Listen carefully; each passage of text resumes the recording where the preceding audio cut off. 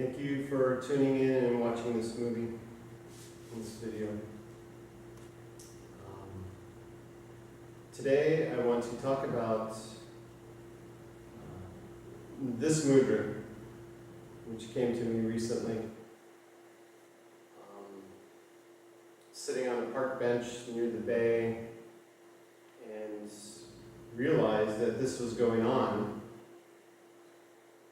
that the body had just started,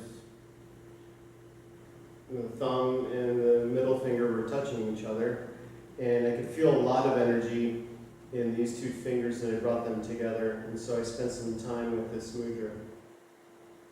And then the understanding about it came. So, to clarify,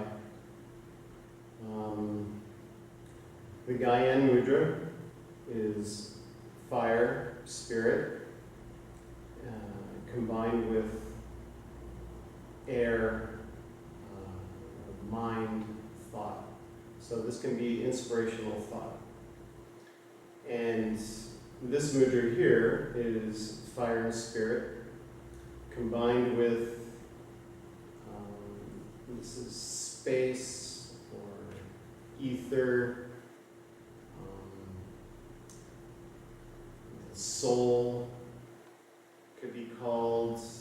Another label for that connection would be that digit. You could call it the true self, or simply consciousness or awareness. Any of these would suffice. So this mudra, like this, it's about what can be inspirational thought, and spirit combined with the soul or awareness. What this does for me is, well, first let's talk about mind. Let's talk about mind. There can be what's called the lower mind and the higher mind. The lower mind is more of a more contracted state of consciousness, where thoughts are not seen to arise.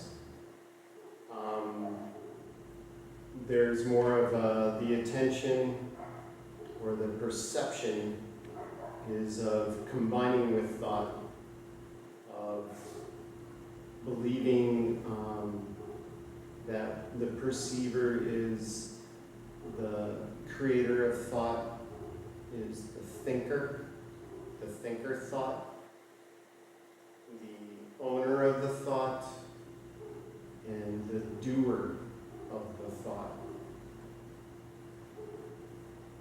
In the contracted state of consciousness, a lot of the thoughts are about the person, identity, the ego self.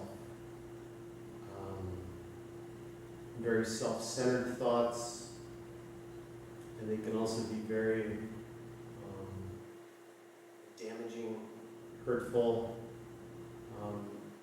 painful. The lower mind is home to what could be referred to as Mr. Nasty.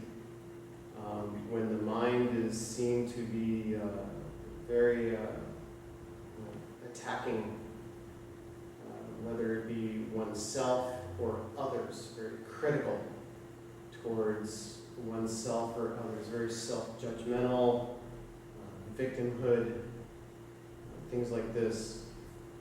That's all lower mind. Higher mind is a much more expanded state of consciousness. And the consciousness expands and contracts. It's infinitely variable. So it's not like, there's definite levels. It's all one. So the more expanded state of consciousness is where there's inspirational thought. And inspirational thought is where in the consciousness, the perceiver of the thought, if they pay attention to thoughts that are arising in the consciousness, they are seen to arise. So there's no combining with the thought in order to perceive the thought. So there's no real identification going on as the thinker of the thought.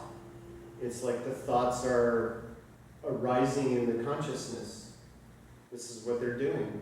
They rise up in the consciousness, and the thought is realized. And these types of thoughts are of a much more expanded state. They don't have to do with the person and identity and ego and critical. They're much more expansive. It can be about community and about life as a whole and others, groups of others, and can really lose your sense of individuality while engaged in the higher mind. There's a much more wholeness going on. And awareness is simply the pure consciousness with no identity. There's no sense of self. It's like an eyeless, no eye, just pure awareness. And this is the true self. So the question would always arise when I would do mudras about, do I do it in the left hand or the right hand or both hands or what? And so in time, been practicing mudras for years, in time the thoughts started coming about the hemisphere of the brain, two different hemispheres, and the two sides of the bodies. And it's said that the left hemisphere is connected to the right side of the body, and the right hemisphere of the brain is connected to the left side of the body. So the left hemisphere is about the analytical side. It's based in time, it's attention to detail, it's all the mechanical stuff going on, the day-to-day stuff, the organization, and maybe memory, stuff like that. I don't know about memory. The right side is said to be the creative, the intuitive, it's not based in time. So this mudra, the spirit or like higher self turned towards, because the higher self is the home of the spirit of truth. So the higher self turned towards awareness. And this has to do with, it can be inspirational thought, but it's actually adding the power of spirit to thought in times of the lower mind. Trying to do mudra when the consciousness is experiencing lower mind, that real critical voice in the head, and the feelings, that the emotions, it's like have a thought and you feel a feeling.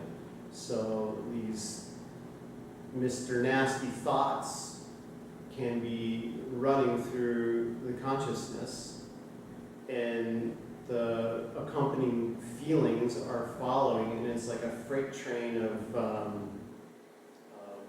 pain and suffering. So let's say that the lower mind can be pain and suffering.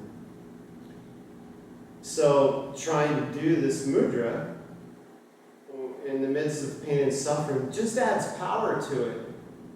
Just adds the power of spirit to it. So it's like, what do I do? Well, this is what you do. This is what I do. This is what we can do. Is to, when the lower mind is on its rampage, the only choice, and the only thing, there really is no choice. Yeah, people say, accept. That's really hard to do when you're fully identified. It's hard to accept. So, what's the only thing that I've come to discover, that I've been shown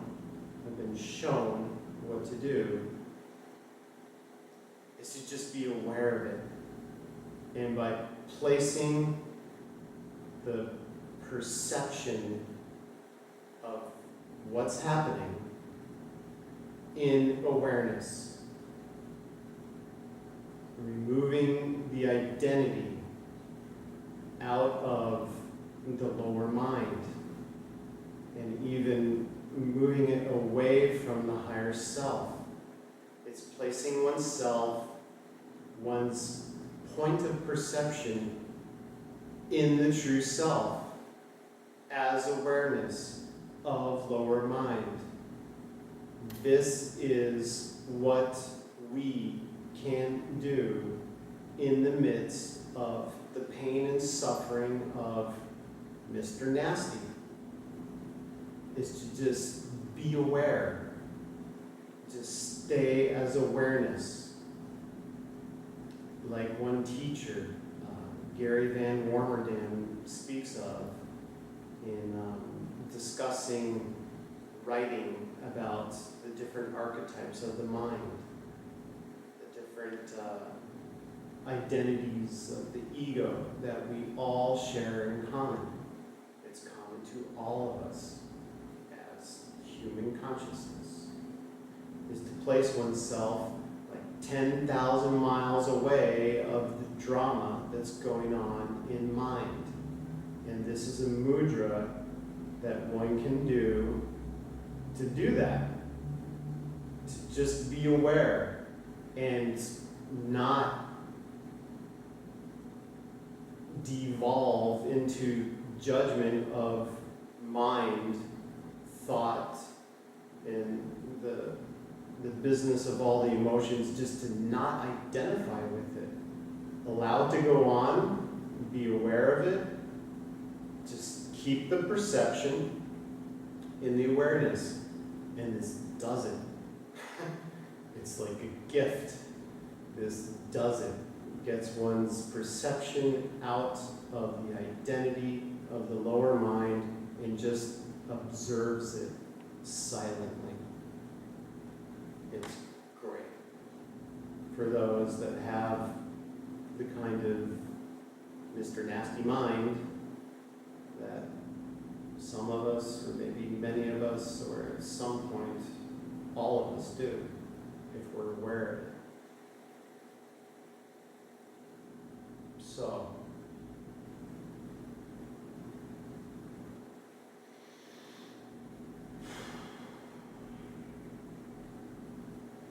that's pretty much it today. I don't know what this is called.